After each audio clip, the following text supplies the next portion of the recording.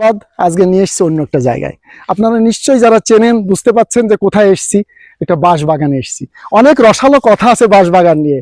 আবার আসো যদি দেখা হবে বাঁশবাগানে, এমন নানান রকম গল্প আছে। তো আমি আজকে ভাবছেন যে হেকিম সাহেব এত জায়গা রেখে বাঁশবাগানে আসলো কেন? আসলে বাঁশ কি জানেন? আমরা প্রচলিত কথাই বলি ওকে বাঁশ দেব মানে ক্ষতি করব, কিন্তু না, আজকে ক্ষতি করতে আসিনি, আপনার একটা উপকারের কথা এখানে বলতে এসেছি। তাই আজকে এই বাঁশবাগানে আসা।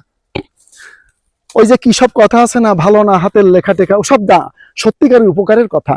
এই বাঁশ, আপনি জানেন কিনা একটা সাধারণ জ্ঞানের কথা বলছি, পৃথিবীর সব থেকে লম্বা ঘাস কি? বাঁশ।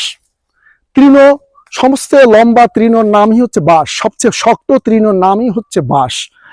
আসুন, এই বাঁশের অনেক ঔষধি গুণ আছে। এই ঔষধি গুণটা আপনাদের সামনে একটু তুলে ধরি।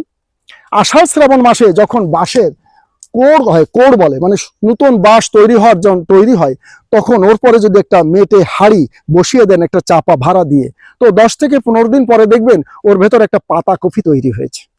এই পাতা কফিটি অনেক সুস্বাদু খাবার।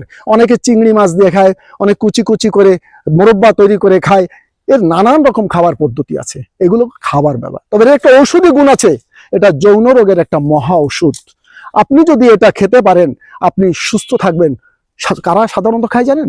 পাহাড়ি, চাকমা, মারমা, গারোয়া, এইসব পাহাড়ি লোকজন খায়। ওদের অনেক শক্তি, অনেক শারীরিক সক্ষমতা। এটা কেন হয় জানেন? এরা এই ন্যাচারাল খাদ্যগুলো গ্রহণ করে, যা আমাদের এলাকায় অনেকেই খায় না, অনেকে জানেও না। তাই সবাইকে জানানোর জন্য